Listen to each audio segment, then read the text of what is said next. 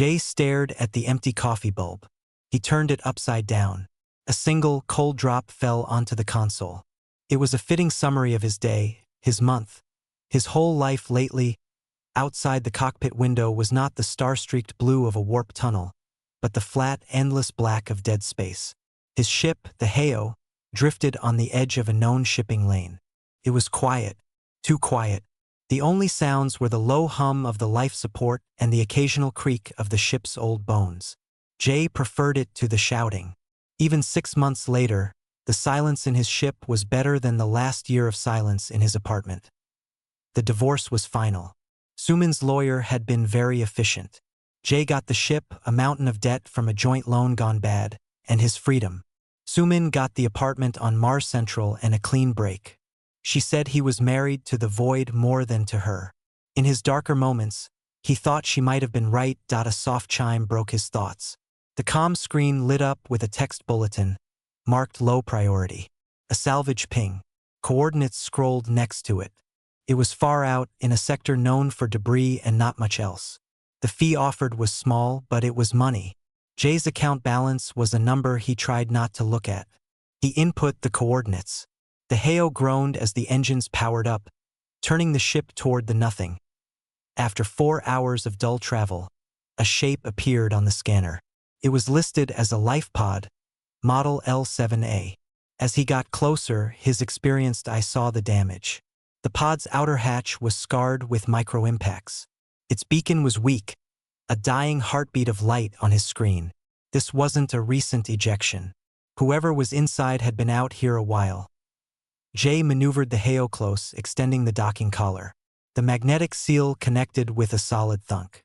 He pulled on a worn jacket, grabbed a standard rescue kit, and cycled the airlock. The inside of the life pod was cold and dark. The emergency lights had failed. The only illumination came from his handheld lamp. It smelled of stale air, recycled too many times, and underneath, the sharp scent of fear. He saw empty ration wrappers floating near a closed storage locker. Then he heard it. A tiny, shuffling sound from the darkest corner, behind the pilot's chair. "Hello," Jay called, his voice flat in the dead air. "Salvage vessel Heo. I'm here to help." No answer. Just the shuffle again. He pointed his light slowly toward the sound. 2 points of reflected light gleamed back at him from the shadows. Animal eyes. His hand went to the stun pistol on his belt. "Come on out. I'm not going to hurt you." A small figure shifted. The light caught gray fur, a tattered jumpsuit. A face emerged, pressed against the wall. It was a child, a little girl, but not entirely. She had pointed, furry ears poking through a tangled mess of dark hair. Over her shoulder, Jay saw the limp curl of a tail. A bioengineered human. He'd heard of them, expensive custom jobs for the ultra-rich. A wolf girl. She was terrified. Her whole body was tensed, ready to bolt, but there was nowhere to go. Her amber eyes were wide, fixed on him, on the light, on the open hatch behind him. She was shivering. Jay relaxed his stance and slowly put the stun pistol back in its holder. He knelt down, making himself smaller. "It's okay," he said, the words feeling rusty. "You're safe now. My name is Jay. I'm a pilot." He opened the rescue kit and took out a thermal blanket. He held it out, not moving closer. The girl stared at the silver fabric, then back at his face. Hunger and exhaustion were fighting her fear. Very slowly, she uncurled a little. She reached out a small hand with short, neat claws and snatched the blanket, wrapping it tightly around her shoulders. "What's your name?" Jay asked. Her mouth opened, but only a faint, whining breath came out. She swallowed and tried again. "Mina," she whispered, the sound almost lost. "Okay, Mina, I'm gonna get you onto my ship. It's warm there, and I have food." The word food did it. A spark of desperate hope lit in her eyes. She gave a tiny, shaky nod. Jay moved slowly, offering his hand. She didn't take it, but when he turned and started back to the airlock, she followed, staying exactly 3 steps behind. The blanket clutched around her like armor. He led her onto the Heo, the door sealing shut behind them, cutting off the cold tomb of the life pod. He took her to the small mess area and heated a packet of nutrient broth. He placed it on the table and stepped back, giving her space. She watched him for a long moment before darting forward, grabbing the packet, and retreating to a corner to drink it in frantic, careful sips. Jay sat at the far end of the table, not watching her directly. He pulled a chain from under his shirt. On it was a simple, polished tungsten ring. He rubbed it between his thumb and finger, an old habit. His wedding band. He hadn't been able to get rid of it. He wasn't sure why he still wore it. Maybe because getting rid of it felt like admitting the last 10 years meant nothing at all. From her corner, Mina drank her broth and watched the sad-eyed man with the ring. She watched everything. The silence on the heiau had changed. Before, it was a heavy, empty thing. Now, it was a watchful quiet, filled with the small sounds of another living being. Mina moved through the ship like a ghost.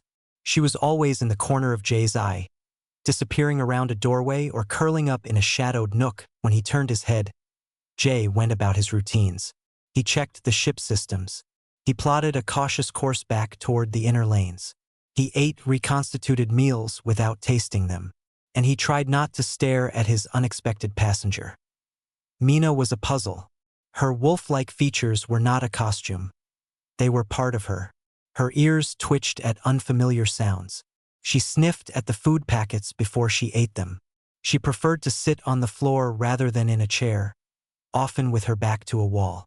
She had not spoken again since telling him her name. 2 days after finding her, Jay knew he had to report it.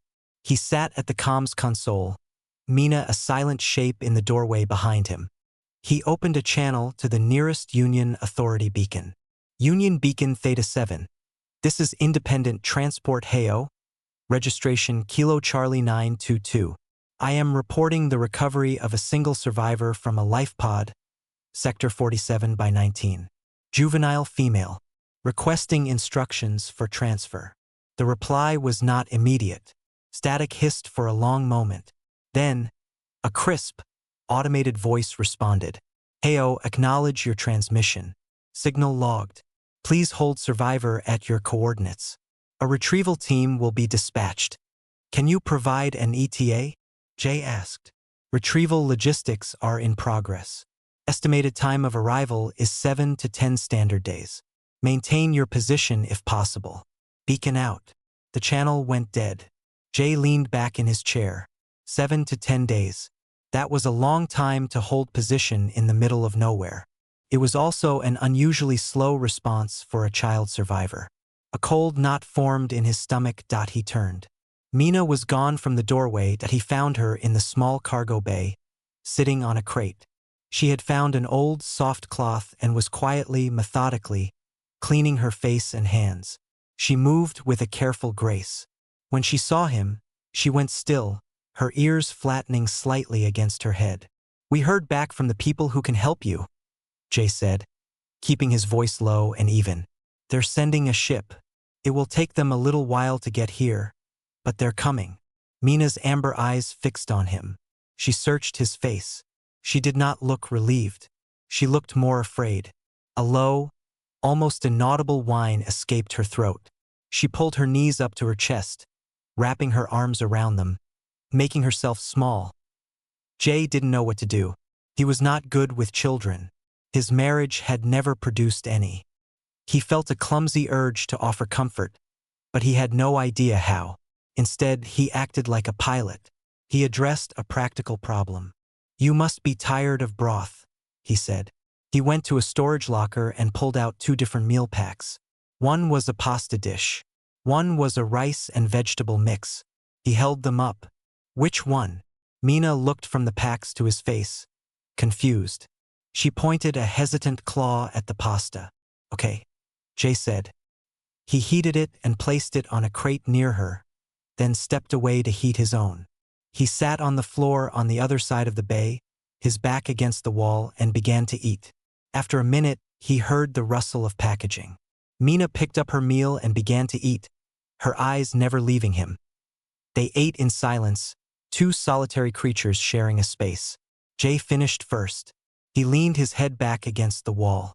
The chain around his neck had slipped out during the day's work. The simple tungsten ring hung against the front of his shirt. He absently picked it up, rubbing its smooth surface with his thumb. It was a habit from a lifetime of worry, during difficult flights, during hard conversations with Sumin, during the long silence after she left. From across the bay, Mina stopped eating. She was staring not at his face, but at his hand. At the ring. Her nose twitched. Her eyes went very wide. The fear on her face shifted into something else. Something like recognition, mixed with a deep, confused hurt. Jay noticed her stare and let the ring drop. He stood up, suddenly self-conscious. "I'll be on the bridge if you need anything," he said. His voice rougher than he intended. He left the cargo bay, feeling her eyes on his back. The watchful silence now felt different. It felt like a question he could not yet hear. That night, as Jay tried to sleep in his bunk, he thought about the slow retrieval team. He thought about a little girl alone in a damaged life pod. He thought about the cold, bureaucratic response. The knot in his stomach tightened. Something was wrong. This wasn't a simple rescue. It was a waiting game, and he had no idea what they were waiting for. The Heo had a persistent flicker in the main cabin light panel. Jay had ignored it for weeks, but the broken rhythm was starting to grate on his nerves. On the third day after contacting the authorities, he decided to fix it. It was something to do. A problem with a clear solution. He pulled a toolkit from a storage locker and set up a small ladder under the panel. Mina was nearby, sitting on the floor with her back against the wall. She had found a roll of old wiring tape and was quietly winding and unwinding it around her fingers. Her movements were neat and precise. Jay opened the light panel. A tangle of wires and circuits greeted him. He sighed. It was worse than he thought. He began the careful work of tracing the faulty connection, his hands moving with the practiced ease of a man who had fixed 100 broken things on his ship. As he reached up to test a relay, his shirt stretched tight across his back.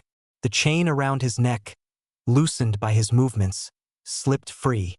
The tungsten ring swung out into the open air, catching the flickering light. From her spot on the floor, Mina's head snapped up. Her ears, which had been relaxed, pointed forward sharply. Her nose quivered. She stopped playing with the tape. Her whole body went very still, like a deer sensing a predator. Her eyes were locked on the ring. Not on Jay, not on his face, but on that simple spinning circle of metal. Jay found the bad connection. A corroded coupler. He muttered to himself, pulling a new one from his kit. He was focused on the task, his world narrowed to the color-coded wires. He did not notice the child rising silently to her feet. He had the coupler halfway in when he felt her presence. He looked down. Mina stood at the base of the ladder, staring up. Her face was pale. Her lower lip trembled. She pointed one small, claw-tipped finger directly at the ring hanging against his chest. Her voice, when it came, was a breathy, shattered whisper. Appa. The word hung in the air.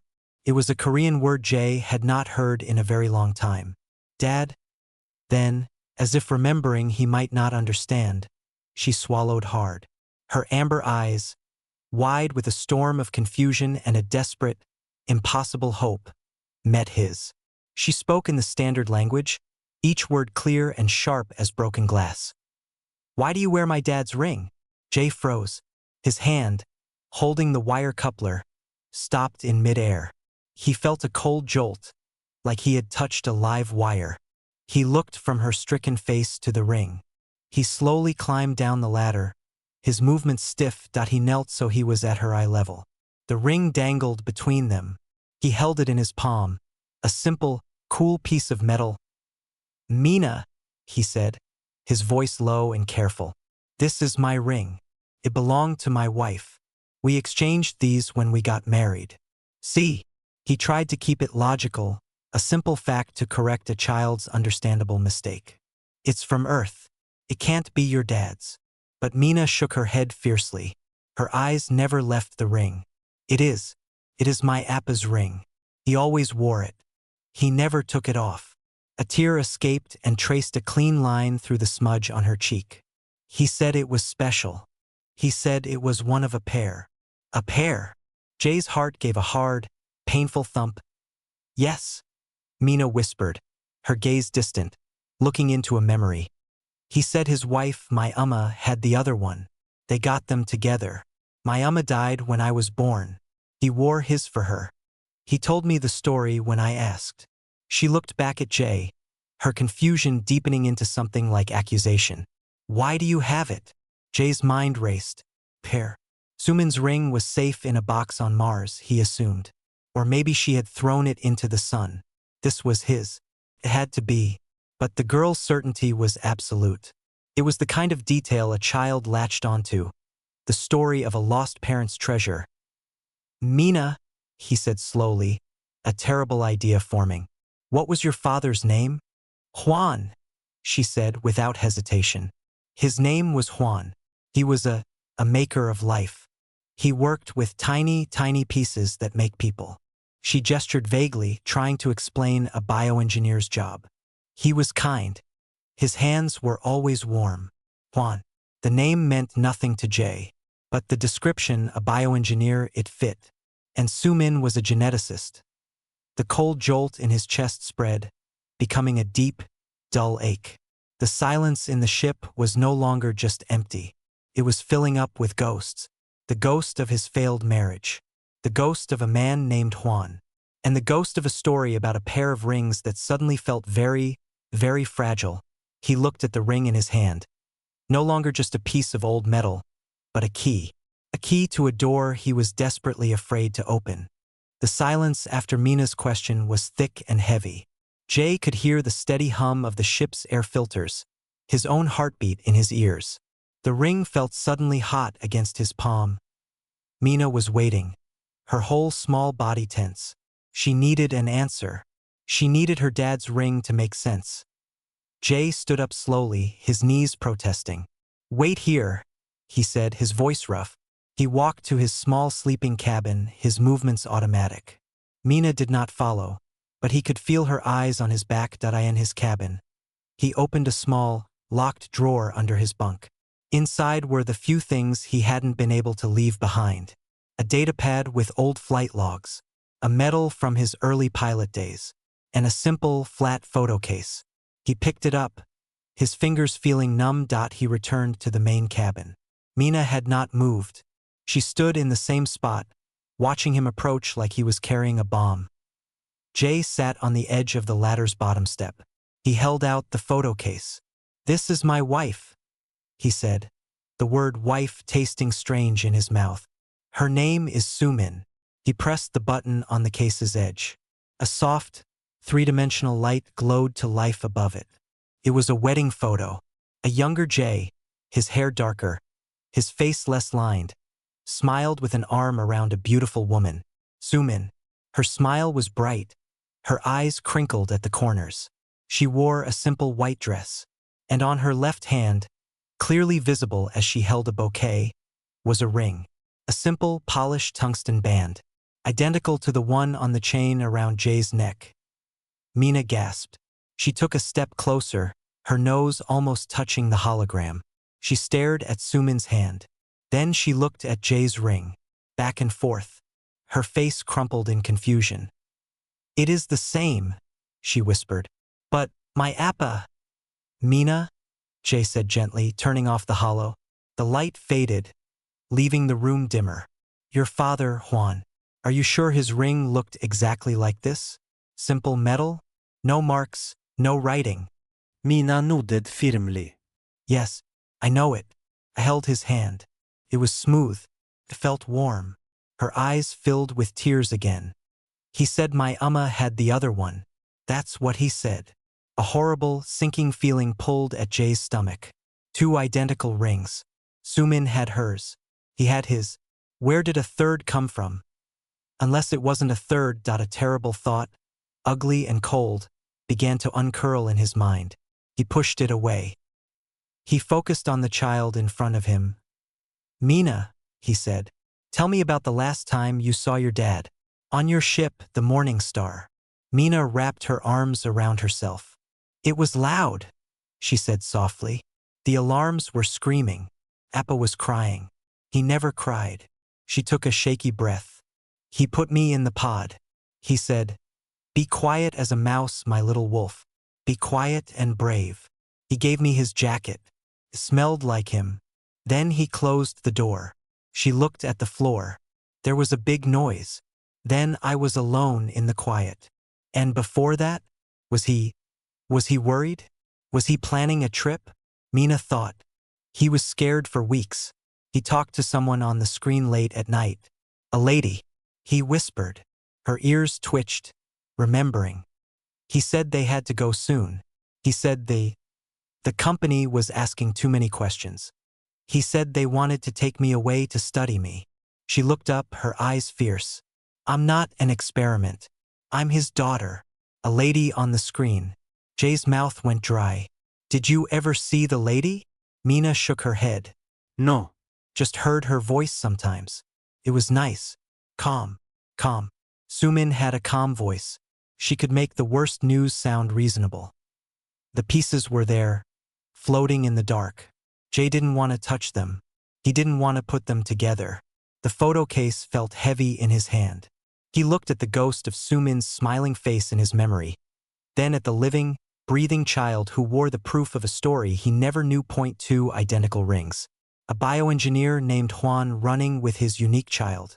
A geneticist named Sumin, who took frequent, secretive research trips. A marriage that died in a slow silence of unexplained absences and growing distance that he thought of the cold, slow response from the authorities. 7 to 10 days. They weren't sending a rescue. They were containing a situation. They were waiting for something, or for someone else. Mina was staring at him, waiting for him to make the impossible facts fit together. Jay, the pilot who navigated stars, felt completely lost. He had no chart for this. All he had was a ring, a photo, and a wolf girl whose world had been shattered twice, once by a ship's explosion, and now by a simple piece of metal. Jay sat alone on the bridge. The flickering light was fixed now, casting a steady, unforgiving glow. In his hand was the datapad, its screen cold and blue. Mina was finally asleep in a makeshift bed in the cargo hold, exhausted by tears and confusion. The ship was quiet again, but the silence was worse. It was full of echoes. Echoes of a child's sobs. Echoes of his own unanswered questions. He had to know. The slow-rolling dread in his gut would not let him rest. He could not wait 7 days for a retrieval team that felt more and more like a threat. He needed answers from someone who wasn't a scared little girl. He bypassed the official channels. He used old codes, backdoor frequencies he knew from his days flying with less reputable crews. He sent a tight beam message to the only person he still halfway trusted from that life. A former cargo runner named Jiwoo who now worked as an information broker, stationed on a grimy waypoint called Cerberus Orbital. The message was simple. Need deep background. Civilian vessel CSV Morningstar. Destruction event. Primary passenger. Bioengineer named Juan. Employed by Jensen Corporation. Also any link to geneticist Dr. Sumin. Discretion critical. Pay what I can. The reply took 2 hours. It was not a voice call. It was a flood of encrypted data packets. Jay's fingers were stiff as he opened them. It was not a single report. It was a puzzle made of news fragments, traffic control logs, and corporate bulletins. The Morning Star had not been destroyed in a random accident. Its warp core had suffered a catastrophic containment failure. The official cause was listed as faulty maintenance. But a footnote in a security report, marked as unverified, mentioned a trace of foreign chemical residue on the hull breach. The kind used in industrial sabotage. Juan's profile was sparse. A top-tier bioengineer for Jensen, specializing in tailored gene sequencing. He had taken a sudden, unexplained leave of absence. Jensen had filed a vague complaint about intellectual property concerns just days before the Morning Star exploded. They were seeking the return of proprietary biological material. They never mentioned a child. Then he saw it. A buried financial record. A year and a half ago, a large private transfer from an account he knew too well, Sumin's, to an account listed under Juan. It was labeled as a consultancy fee. The date matched one of her research trips. His heart felt like a stone. He kept digging. He found a passenger manifest for the Morning Star. Juan was listed, traveling with a dependent, child, female designation Mina 7. The designation was a product code. The final packet was the smallest. It was a single image, pulled from a low-resolution security feed at a starport. It showed a man and a woman talking near a shuttle bay. The man was thin with gentle eyes. Juan. The woman had her back to the camera, but Jay knew the slope of her shoulders, the way she held her head. Zoom in. The timestamp was 3 days before the Morning Star's destruction. In the man's hand, as he gestured, a ring caught the light. Jay leaned back, the chair groaning under his weight. The air in the bridge felt too thin. He looked at the ring on his chain. The story assembled itself in his mind, ugly and complete. Sumin and Juan were colleagues. More than colleagues. Juan, the genius, had done the unthinkable. He had used his work to create a true daughter, not just a design. Mina. Jensen saw her as property. Juan saw her as his child. He decided to run. Sumin helped him. She gave him money. She gave him advice. And she gave him a token. Promise. A matching ring. Not from a dead wife but from her. A sign of their bond. A stupid, romantic, reckless gesture. Juan had told Mina a softer story. A story about a lost mother, to protect her from the complicated truth. His own marriage had died in the shadow of this secret. Sumin's distance, her excuses, her sadness he thought was for their failing life. It was for this. For Juan. For the little girl her lover was risking everything to save. Jay wasn't just wearing a wedding ring. He was wearing a lie. A hand-me-down from a dead man his wife had loved. The comms console beeped. A new incoming signal. It was not from Jiwoo. It was on the same frequency the authorities had used. The signal ID was wrong, though. It was masked. A voice came through, smooth and professional. "Heyo, this is Retrieval Team Alpha.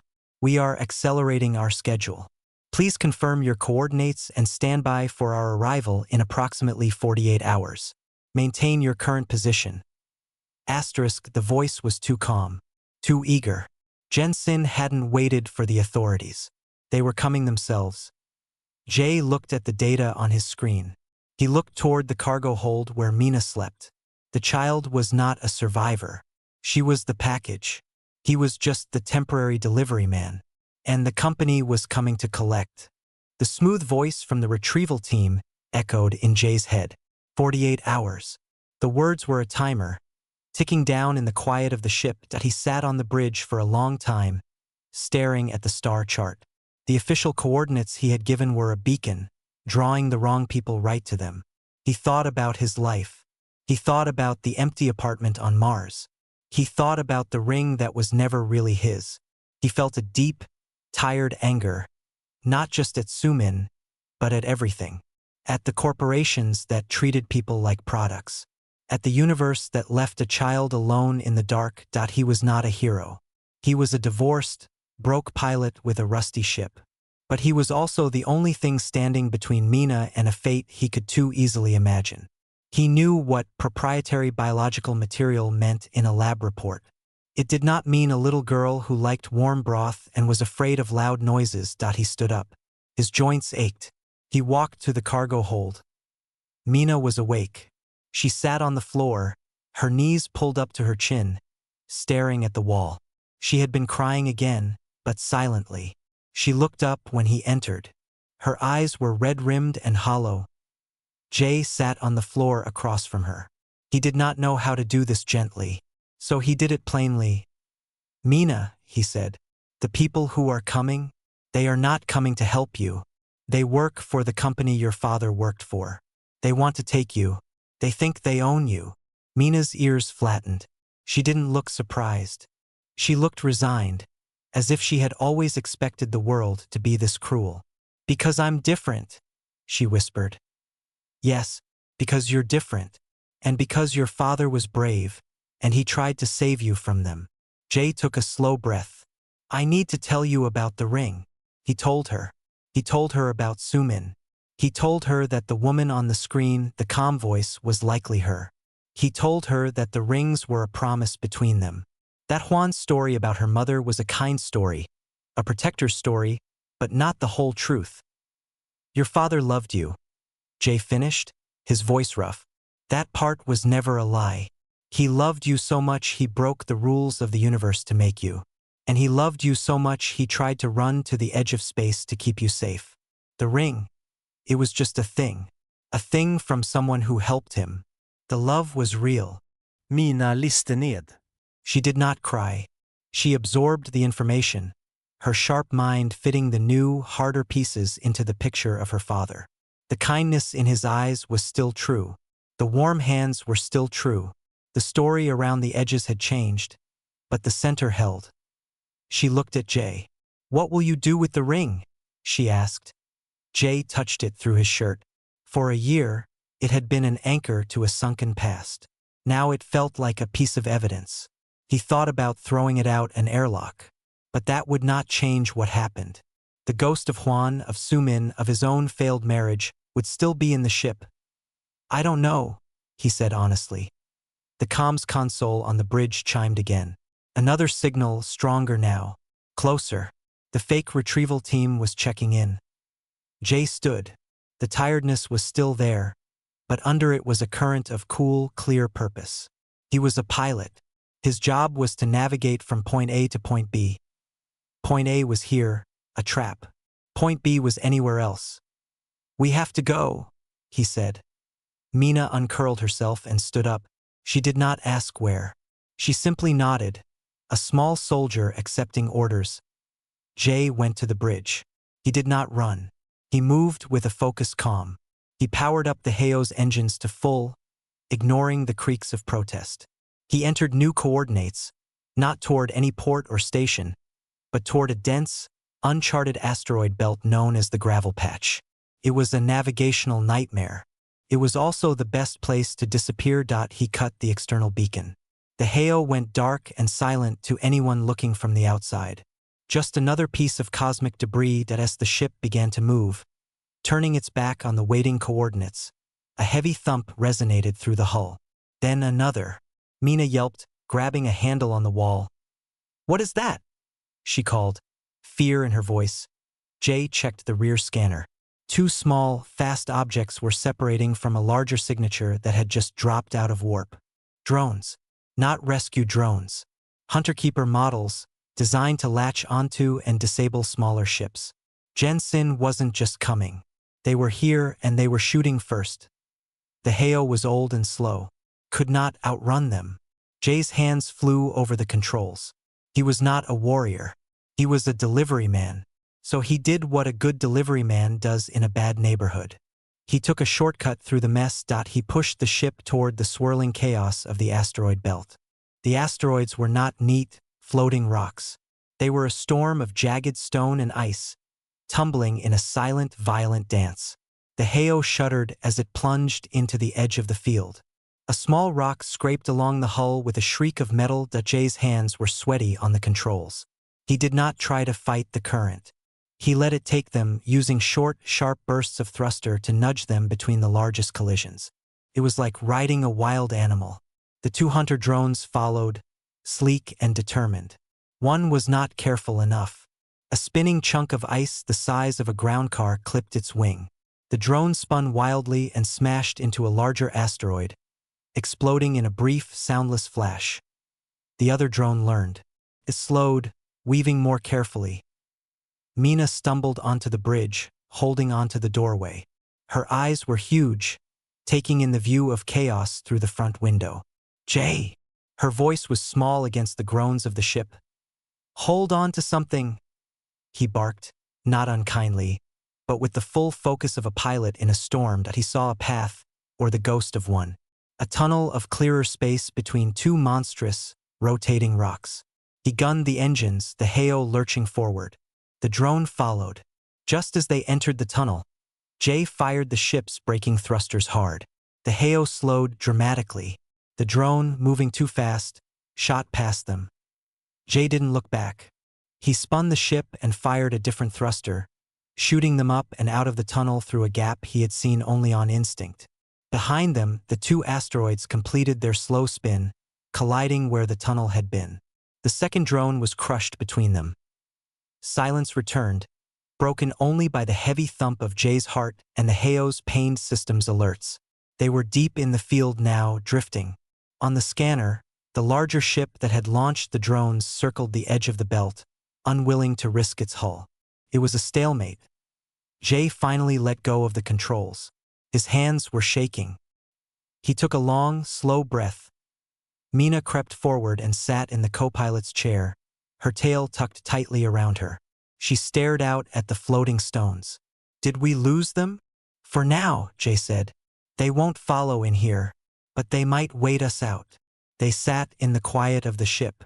The adrenaline faded, leaving behind a deep exhaustion and the reality of their situation. They were fugitives. There was no going back. After a while, Mina spoke. "Where can we go?" she asked. There was no fear in the question. It was practical. She was her father's daughter. Jay thought. He scrolled through his old contacts, his mind discarding possibilities. Then he stopped. There was a name. An old flight partner. A woman named Chun-hee. She and her husband ran a hydroponic air farm on a small, lonely dome called Persephone Station. They grew food for passing ships. They asked no questions of the pilots who stopped for fresh greens. They owed Jay a favor from a long time. A geo.it was not a home. It was a hiding place. But it had a real sky under a dome and honest work. He looked at Mina. "I know a place. It's far away. It's quiet. The people there, they mind their own business. You could see a sky that changes color. And they always need help with the plants." Mina considered this. She looked down at her own small hands. Then she looked at the chain around Jay's neck. "Your ring," she said softly. "Will you throw it away?" Jay reached up. He took the chain off. He held the ring in his palm, feeling its familiar weight. It represented a lie, a betrayal, a life that was gone. But it was also part of the story that led Mina to his ship. It was a piece of Huan, a piece of Sumin, a piece of his own past. Throwing it away wouldn't erase any of that. He opened a small, secure compartment on the console. He put the ring and the chain inside and closed it. It was not gone. It was just put away. "No," he said. "It stays. But it doesn't guide the ship anymore." Mina seemed to understand. She was quiet for another moment. Then, very slowly, she reached her hand across the space between the chairs. She did not take his hand. She just placed her small, clawed palm on top of his worn knuckles. A brief, gentle pressure. A touch of thanks. A touch of shared survival. Jay nodded. He turned back to the controls. He began to plot a long, careful, untraceable course to the farthest edge of the system. It would take weeks. They would have to be careful. He powered up the engines, a low, steady hum. The Hayo turned, navigating slowly out of the far side of the asteroid field, leaving the waiting ship behind. They pointed toward the dark, not as an empty void, but as a space of possibility. They were not a family. They were two lost souls, a tired man and a wolf girl. Their lives now woven together by circumstance and a simple, chosen kindness. The ship moved forward, carrying its fragile, new cargo into the unknown.